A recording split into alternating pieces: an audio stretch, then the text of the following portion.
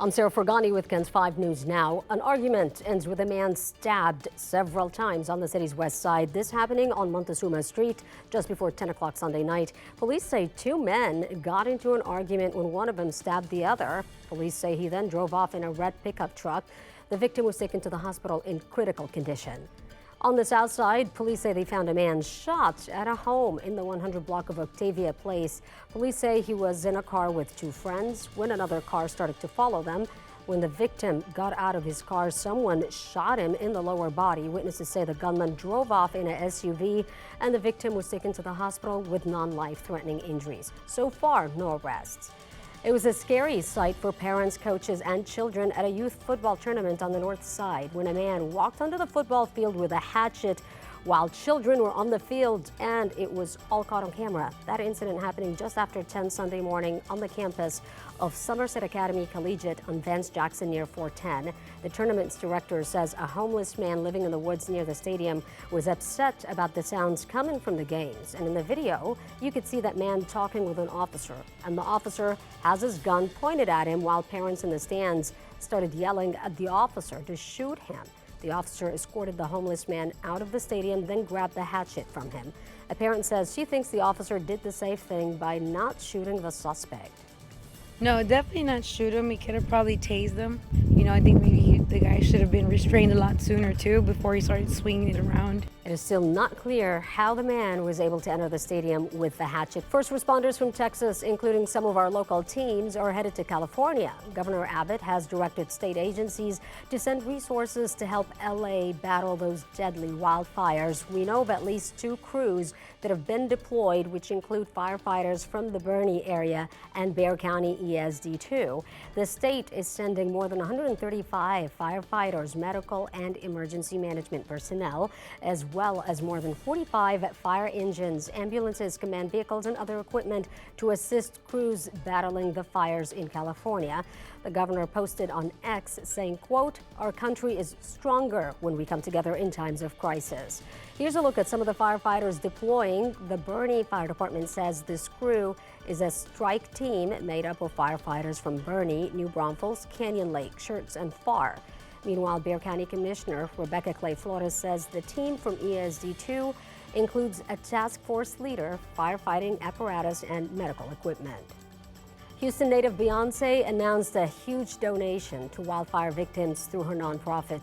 The Be Good Foundation said in an Instagram post it will make a $2.5 million donation to the LA Fire Relief Fund to assist families impacted by the wildfires. Now, if you would like to help Californians who lost their homes and businesses, GoFundMe set up a centralized hub of verified fundraisers to donate to. We have a link and other ways you can help posted on KENS5.com.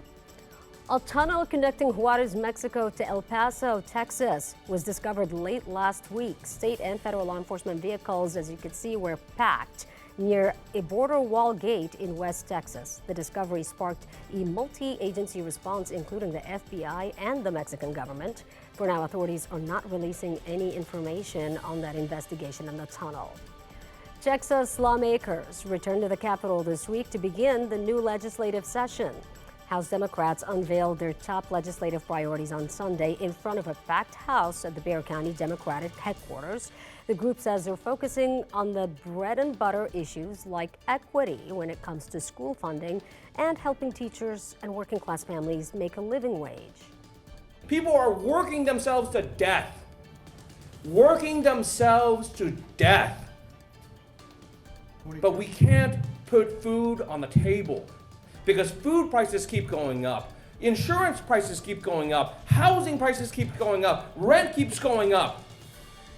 Lawmakers said they're still fighting for justice for Uvalde families through common sense gun legislation. They want to raise the legal age to purchase a firearm from 18 to 21. The 89th legislative session runs from tomorrow, January 14th to June 2nd. Texas Attorney General Ken Paxton, meanwhile, is suing TikTok. His office filed that suit last week. It alleges the app deceptively promotes itself as safe for children despite the increase of inappropriate and explicit content, he said. Paxton claims the app lied about safety standards. He also says it falsely claimed the presence of videos depicting drugs, nudity, and profanity were infrequent and mild.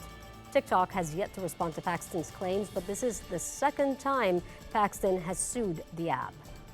VFW Post 76, the oldest VFW post in Texas, has a beautiful new mural that will remind everyone of the sacrifice our brave military members have and continue to make. They unveiled the new art on Saturday called "Freedom is Not Free" and has a powerful message this amazing country is worth preserving and fighting for. This was a way for a local artist to also honor our nation's veterans and active duty military members who have sacrificed so much. So we caught up with that artist who's also a veteran himself. It makes me feel proud because I want to show the community what veterans can do when we put our heads together and we want to make something happen. We can make it happen in a very, very big way. So I'm very proud to display that. The "Freedom is Not Free" mural took over 3 years of planning and dedication. In Crystal City, layoffs are impacting the school district. Last month, board members voted to dismiss dozens of employees over financial issues. The jobs were not the only thing cut. KENS 5 Sarah Duran explains ahead of a protest today. In addition to those layoffs, school officials also shut down the district's pre-K-3 program at the start of 2025. That affected 53 students, and we are talking 53 three-year-olds without a place to go to school in Crystal City ISD. This closure and layoffs were announced last month, just days before the holiday break. School board members say an overprojection in enrollment, funding formulas, and inflationary factors led to the decision. The superintendent says they are helping affected employees, which is about 40 people, with career transition services and other support programs. But parent Victoria Pinato argues it's left some employees in a tight spot. Employees, this is their livelihood. This is what they came back to our town to do. Some of them never even left and wanted to put back into their community doing this with the school district. There is a school board meeting set for 6 o'clock tonight. Pinato says there is a peaceful march expected to take place beforehand to support those affected. And this will be their second march since those job cuts were announced. Sarah Duran, KENS 5. For today's forecast, meteorologist Ryan Chapta. Thank you, Sarah. Weather-wise, will be right around 58. It'll be a perfect January and winter-like day. Winds a little breezy and temperatures back in the 30s for early Tuesday. Thank you, Ryan. And that's KENS 5 News Now. I'm Sarah Forgany.